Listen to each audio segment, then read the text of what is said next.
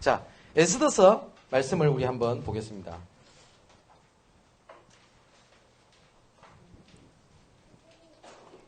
자, 우리가 에스더서 4장 우리 16절 17절을 우리 두 절을 한번 읽겠습니다. 우리 다 같이 읽겠습니다.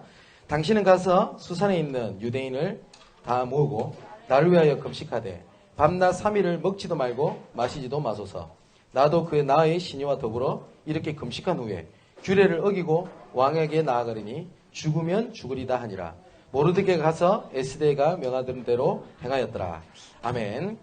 오늘은 에스더서를 이렇게 보게 될 겁니다. 그 에스더서는요, 1차 포로기한이랑 2차 포로기한 그 사이가 약 100년이라는 기간이 있습니다.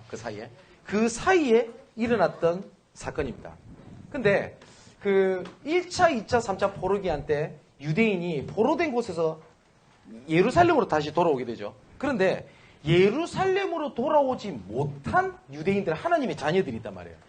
근데 하나님께서 에스더서를 통해서 뭘 보게 하시냐면 포로에서 돌아오지 못한 그 하나님의 자녀들도 하나님께서 직접 보호하시는 섭리들을 하나님께서 이렇게 보여주고 계시는 겁니다.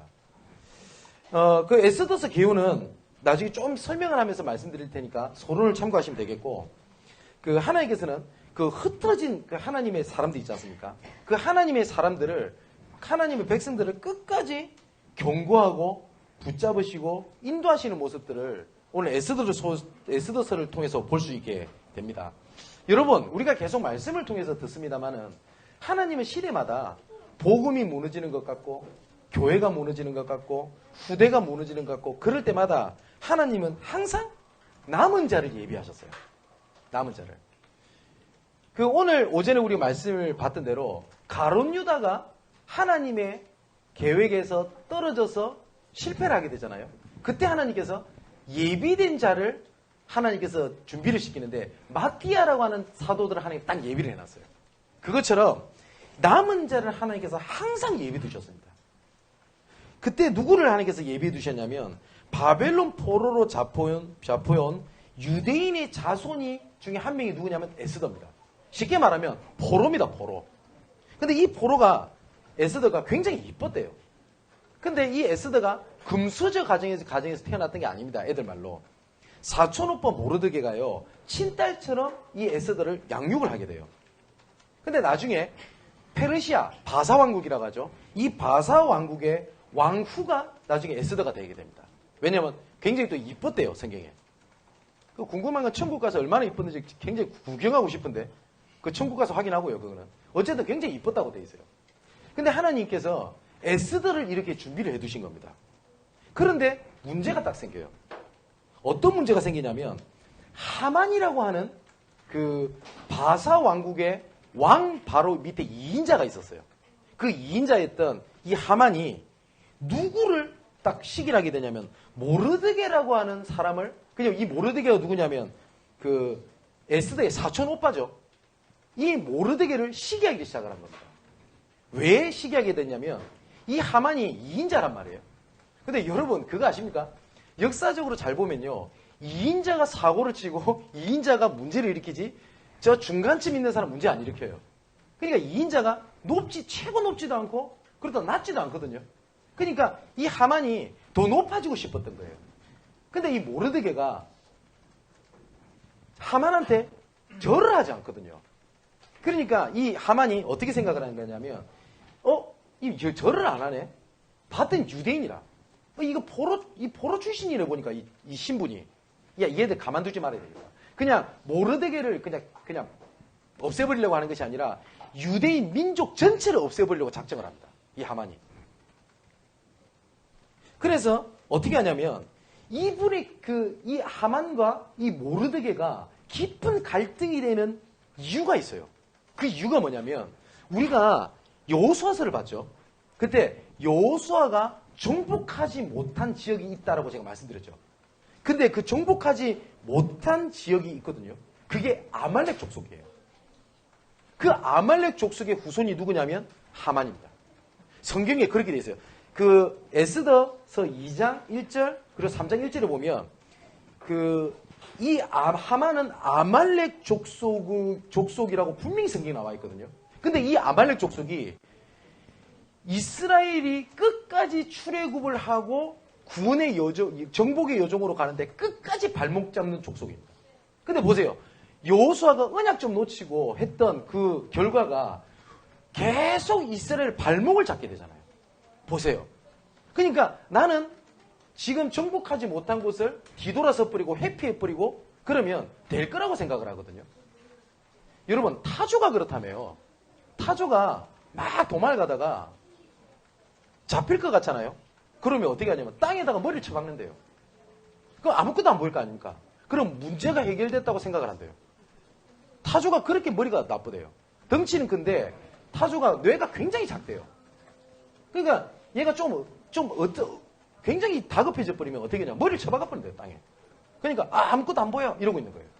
그러니까 내가 정복해지지 못한 곳을 어떻게 하고 있냐면 내가 눈을 가리는 겁니다. 아이씨, 그냥 신경 안 쓸래. 아이씨, 내 적없다고 되나.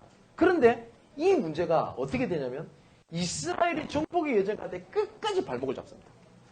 모르드게는 하나님의 남은 자의 이스라엘 백성들의 언약의 백성이었죠. 이 하만은 아말렉의 후손입니다. 근데 신명기 25장에 보면 이 아말렉이 이스라엘을 어떻게 방해를 하는지를 반드시 하나님께서 기억해라라고 말씀하는 장면이 나와요. 그 아말렉 족속이 누구냐면 바로 하만입니다. 그러니까 모르드게는 베냐민 자손이고 사울 왕의 자손입니다. 그러니까 유대인의 그 언약의 그 백성이죠. 근데 하만은 아말렉 족속인 아각 왕의 후손으로 성경이 분명히 그렇게 되어 있어요. 그러다 보니까 이 하만은 유대인이고 하나님의 자손을 어떻게 하냐? 멸해버리겠다고 작정을 딱 하는 겁니다. 보세요. 그래서 우리가 계속 강단을 통해서 말씀을 하긴 했듯이 정복되어지지 않는 땅, 정복되어지지 않는 그 민족이 어떠한 결과를 낳는지를 말씀을 통해서 확인할 수 있잖아요. 근데 이쯤 되면 겁이 날 겁니다. 내가 그래서 좀 피 있는 그곳 나중에 이것 때문에 내 자녀가 나중에 내 인생이 무너지는 거 아니냐? 그 말씀을 성경에 하고 있잖아요. 그런데 하나님께서 분명히 뭐라고 말씀하셨냐면 이 아말렉이 끝까지 너희 발목을 잡을 것인데 어떻게 되냐? 이 아말렉이 너희들 앞에 무릎 꿇게 될 것이라고 하나님께서 분명히 약속하셨거든요. 그 언약의 성취가 누구 통해서 일어나게 되냐면 에스더 그리고 모르드게를 통해서 이 말이 성취가 됩니다. 나중에 그 하나님께서 어떻게 하시냐면 역전을 딱 시켜버리는 겁니다. 어떻게 역전을 시키냐면 이 하만이 이제 어떤 작정을 하게 되냐면 이렇게 얘기를 해요.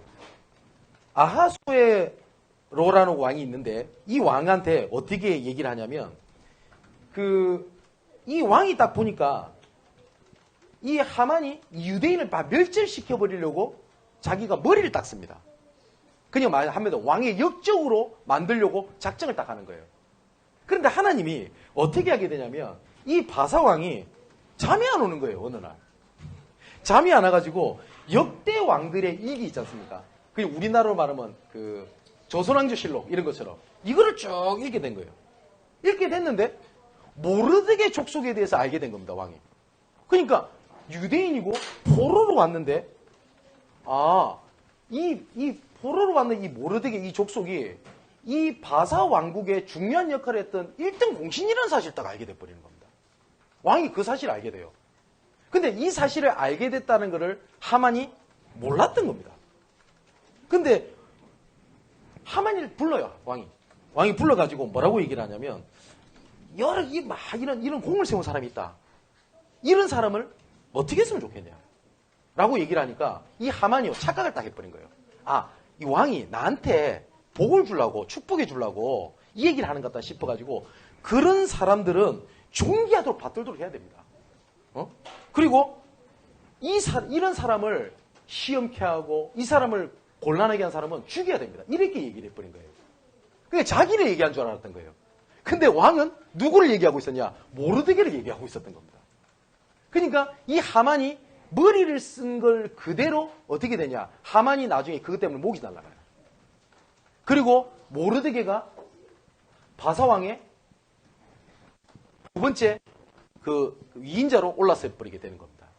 그렇게 해서 하나님께서 이스라엘을 구원을 하시는 장면이 그게 6장에 나오는 겁니다. 이해가 되시죠? 그래서 하나님께서 이스라엘을 구원을 시키는 겁니다. 근데 여기서 중요한 게 하나가 있어요. 뭐냐면 오늘 본문의 3번에 보니까 유대인이 몰살 위기가 되거든요. 이때 하나님께서 남은 자가 그때 누구였냐면 에스더였거든요. 이 에스더가 뭘 보게 되냐면 유대인이 멸망받게 된 고통을 알게 된 겁니다. 왕후 정도 되면요, 자기는요, 그게 모른 척해도 자기는 살아남아요. 그죠? 바사왕의 아내인데요. 근데 그것 때문에 에스더가 굉장히 괴로워합니다. 오전에 말씀드렸죠. 모든 종교는 내가 기준이지만 유일하게 복음만이 다른 사람을 살리기 위해서 자기 손해를 얘기를 하고 고통을 얘기하는 데는 복음밖에 없다니까요.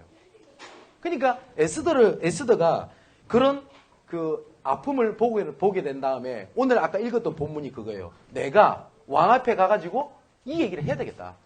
저 하만이 음모를 짜가지고 우리 민족 전체를 몰살시키려고 하는 계획을 얘기해야 되겠다라고 얘기를 한 겁니다.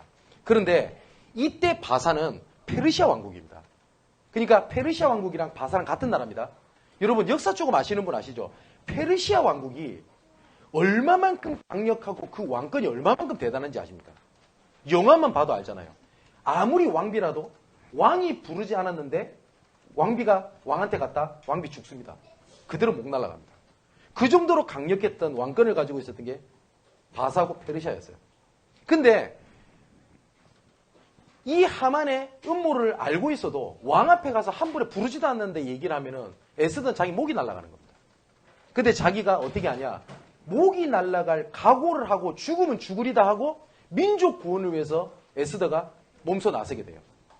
그래서 에스더가 우리를 대신해서 죽으시는 그리스도를 의미하기도 합니다. 이 에스더가.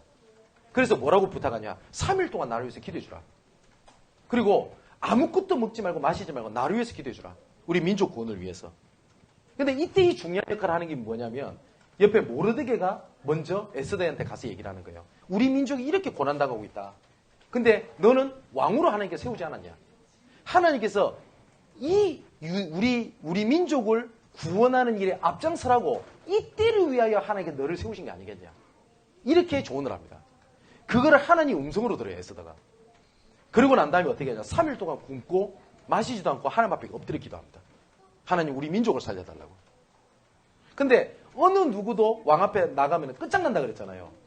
그래서 이제 3일 동안 딱 기도하고 하나님 언약을 붙잡고 난 죽는다고 각오하고 바사왕 앞에 가게 된 겁니다. 근데 이 왕이 에스더를 보자마자 반해버린 거예요. 그래서 너무 좋아해가지고 어서 왕후 이렇게 어서 오라고. 그리고 얘기하면서 뭐라 하냐면 뭘 원하냐고. 당신이 원하는 거면 이 나라 반쪽이라도 달라면 내 지금 당장 줄게 라고 얘기를 한 겁니다. 그때 에스더가 하만의 음모에 대한 얘기를 한 겁니다. 우리 민족. 그리고 안 그래도 그 왕이 뭘 알고 있다고? 역대 왕들의 일기를 읽었다고 되어 있잖아요. 유대인이 포로지만 우리 바사왕국이 굉장히 중요한 역할을 했다는 걸 알고 있었어요. 그리고 왕후한테 완전히 반해버렸는데, 그죠? 그리고 난 다음에 하만을 불렀던 겁니다. 그래서 어떻게 되냐면 이 하만이 나중에 죽게 되는 거거든요. 하나님께서 대역전극을 펼쳐버린 거예요. 무슨 말인지 이해되시죠? 자, 그러면 이제 결론을 이제 맺으려고 합니다. 하나님께서는요, 가장 어려울 때를 가장 기쁨의 날로 만드신 하나님이십니다. 성경에 보면 에스더서 9장에 보면 불임절이라고 나오거든요. 그러니까 이 불임절이 어떤 날이냐면 이 하만이 우상숭배하고 점수라는 사람한테 어떤 딱 길한 날을 딱 택정받습니다. 무슨 말이냐면 유대인을 멸절시킬 날을 딱 택정을 딱 받아요. 이 날 죽여버리겠다 이래 된 거예요. 근데 이 날 죽여버리는 날을 하나님은 유대인을 구원하는 날로 바꿔버렸어요. 참 감사할 일이죠. 그러니까 나의 슬픔을 하나님께서 나의 기쁨으로 바꾸시고 나의 어려움을 나의 강한 날로 하나님께서 바꾸신 겁니다. 이게 유대인들의 불임절이라는 뜻입니다. 그리고 에스더서가 보면요, 자꾸 반복돼서 나오는 게 있어요. 뭐가 나오냐면 잔치를 계속 베풉니다. 그게 총 잔치가 10번이 나와요. 근데 이 10번이 나오는데 두 가지로 나눌 수 있어요. 첫 번째는 바사 왕국이 펼치는 피해 잔치를 펼칩니다. 뭐냐면 바사 왕국을 위해서요, 죽이고 그리고 멸절시키고 하는 피 잔치 같은 거 있잖아요. 이게 5번이나 있게 됩니다. 그 5번 중에 뭐냐, 유대인을 죽이는 피해 잔치를 계획을 하게 된 거예요. 근데 반대로 5번은 유대인의 잔치가 나옵니다. 그게 뭐냐면 하나님께서 우리 민족을 구원하셨다라고 하는 것을 잔치를 펼치는 거예요. 근데 이 잔치라는 것이 어떤 의미가 있냐면 여러분 시편 23편 잘 아시죠? 암송하는 분도 계실 거 아닙니까? 그게 뭐라고 돼 있냐? 여호와는 나의 목자시니 내게 부족함이 없으리로다. 그가 나를 푸른 초장에 누이시며 실만한 물가로 나를 인도하시는도다. 내 영혼을 소생시키시고 자기 이름을 위하여 의의 길로 인도하시는도다. 내가 사망의 음침한 골짜기로 다닐지라도 해를 두려워하지 않을 것은 주의 지팡이와 막대기가 나를 안위하실 것이다. 그리고 5절에 이렇게 나와요. 주께서 내 원수의 목전에서 내게 상을 베푸시고 기름으로 내 머리에 바르셨으니 내 잔이 넘치나이다. 라고 되어 있어요. 여기 뭐라고 되어 있냐면 내 원수의 목전에서 내게 상을 베푸셨다고 되어 있거든요. 이 상이 뭐 어워드 이런 말처럼 뭐 상장 이 상이 아닙니다. 영어로는 테이블입니다. 다시 말하면 내 원수의 목전 앞에서 잔치상을 베푸셨다 이렇게 되어 있어요. 그러니까 사단은요 음침한 골짜기로 다니는데 하나님은 어떻게 하신다고요? 원수의 목전에서 내가 잔치상을 베풀어 주겠다. 그리고 뭐라고 되어 있냐면 기름으로 내 머리에 바르셨다는 말은 나를 직분자로 택한 자로 그리고 중직자로 세우셨다는 말이에요. 그러니까 이 잔치라고 하는 의미가 하나님께서는 악인의 잔치를 보란듯이 의인의 잔치를 하나님께서 만들어주시겠다라고 말씀하신 겁니다. 그게 불임절의 역사이기도 해요. 자 보세요. 시편 37편에는 뭐라고 되어 있냐. 악인이 의인 치기를 꾀하고 그를 향하여 그의 일을 가는도다. 그러나 주께서 그를 비웃으시리니 그의 날이 가까움을 보시리로다. 라고 되어 있어요. 이 악인이 의인인 우리들을 치기로 작정을 했지만 하나님께서는 그것을 비웃으시고 그 악인의 날이 더 가까우게 되는 것을 내가 보게 하시겠다고 말씀하셨어요. 사랑하는 우리 성도 여러분, 복음 때문에 가정에서 아니면 친지들, 지인들, 직장 여러 군데서 굉장히 핍박을 받을 수도 있고 어려움을 당할 수 있습니다. 그죠? 근데 하나님께서는 그 복음의 사람을 그냥 두시지 않겠다고 말씀하셨습니다. 제가 시편 23편을 어려울 때마다 묵상하는 말씀이기도 한데 원수의 목전 앞에서 상을 베푸시겠다고 되어 있거든요. 여러분은 복음의 사람이 맞고 남은 자가 맞잖아요. 전도자가 맞지 않습니까? 그리고 우리 교회가 복음 전하는 교회가 맞을 거 아닙니까? 그러면 진짜 하나님께서 복음 전하는 교회, 복음 전하는 자, 복음 전하는 렘너트라는 것을 많은 사람들이 보는 앞에서 증거를 주실 겁니다. 그리고 진짜 악인들을 부끄럽게 하실 겁니다. 교회가 세워지는데 굉장히 어려움이 많았어요. 그때 당시엔 제가 우리 성도 아무한테도 얘기를 안 했는데 뭐 그런 분들이 지금 없습니다만은 교회가 세워지는 걸 막기 위해서 목사님들이 몇 분이 결의를 해서 우리 교회를 설립을 허가를 안 했었어요. 그냥 말 그대로 법적으로 말하면 유령교회인 겁니다. 교회가 세워지지 못하는 막는 분도 계셨어요. 근데 저를 도와주는 사람 아무도 없는 겁니다. 그죠? 어떻게 한번 가만히 있으면 되지. 근데 제 마음속에 뭐가 있었냐면 우리 교회가 올바르게 전하는 교회가 맞고 올바르게 복음 전하는 것이 맞다면 하나님께서 진짜 부끄럽게 하실 거라고 저는 확신했어요. 근데 정말 하나님께서 작업을 하시고 하나님께서 문제를 해결하신 겁니다. 복음 전하다 보면 온갖 이상한 소리, 오해도 받기도 합니다. 어떤 사람은 정말 악한 마음을 가지고 있지도 않은 걸 가지고 욕을 하는 사람도 있었습니다. 근데 한 번도 그걸 가지고 변명을 하거나 이것 때문에 나 눌리거나 넘어진 적이 없습니다. 왜냐? 하나님은 아십니다. 그죠? 분명히 성경에 뭐라고 되어 있냐? 악인이 의인치기를 꾀하고 그를 향하여 그의 일을 가는도다. 왜냐? 잘 되는 거 못 보니까. 그런데 주께서 그를 어떻게 하신대요? 비웃으시리니 그의 날이 다가옴을 보시미로다. 분명히 뭐라고 되어 있냐? 로마서 16장 19절 20절에 보니까 속히 사나를 무릎 꿇게 하시리라 라고 되어 있거든요.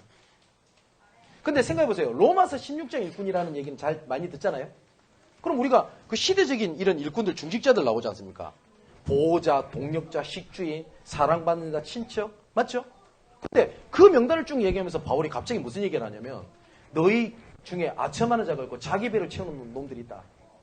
갑자기 그 얘기를 해요. 그럼 바울이 뜬금없이 그런 일도 없는데 그 얘기를 했습니까? 아니거든요. 그때 당시에 로마 교회도 교회 안에 그런 문제가 있었던 거예요.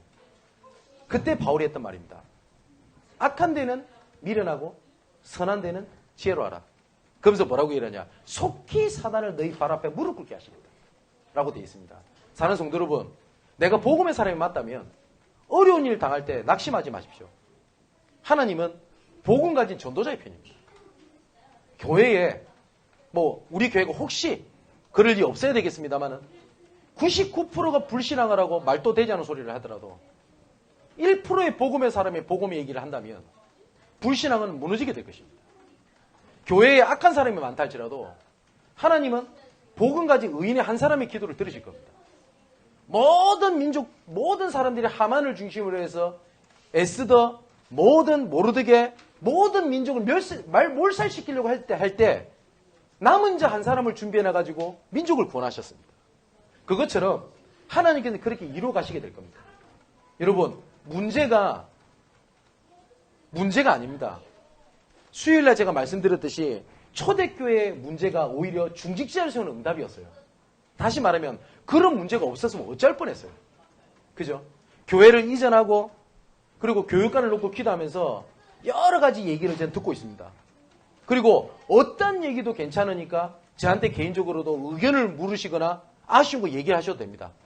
모든 얘기를 제가 들으려고 합니다. 그럼 제가 혹시나 좀 이상한 얘기를 한다. 이상한 얘기는 좀 그렇고요. 좀 불신앙적인 얘기를 한다. 괜찮아요. 그 일이 하나님께서 시스템을 세우고 더욱더 구체적인 응답을 가시는 하나님은 저 기회라고 생각을 합니다. 그렇게 하고 있는데 하나님 주셨던 말씀이 수요일날 메시지예요. 구제 문제 때문에 갈등했던 초대교회 문제가 부끄러운 일 아닙니까? 그게 중직자 세우는 응답이었어요. 그 응답이 안디옥교회를 세우는 응답이었습니다. 그 응답의 흐름이 지금까지 와 있어요. 그죠? 진짜 중요한 응답을 받는 귀한 시간표가 되시기를 주님의 이름으로 축원을 드립니다. 그래서 교회를 위해서 기도해 주시고요. 우리 후대를 위해서 기도해 주십시오. 그리고 렘넌트 사역자들의 이 어떤 모든 얘기를 모든 성도분들, 직분자들 귀담아 들어주십시오. 혹시 불신앙 얘기처럼 들려도 들어주십시오. 그 불신앙이라는 거 우리가 판단할 수 없어요. 그 얘기가 하나님께서 중요한 응답을 주시는 하나님 시간표일 수도 있습니다. 그렇겠죠. 그래서 전체가 하나 되어서 교회를 세워나가는 응답이 있게 되시기를 주님의 이름으로 축원을 드립니다. 기도하겠습니다. 나의 하나님, 복음의 남은 자로 부르심을 감사함을 드립니다. 중요한 시간표에 따라 이때를 위하여 하나님께서 준비하셨다고 하셨사오니 하나님, 교회 회복을 놓고 전도운동을 놓고 이때를 위하여 하나님께서 내 산업과 경제와 내 마음과 모든 것을 하나님께 예비하신 줄 믿습니다. 교회의 응답을 받아가는 시간 될 수 있도록 은혜를 허락하여 주옵소서. 살아계신 예수 그리스도 이름으로 기도합나이다. 아멘.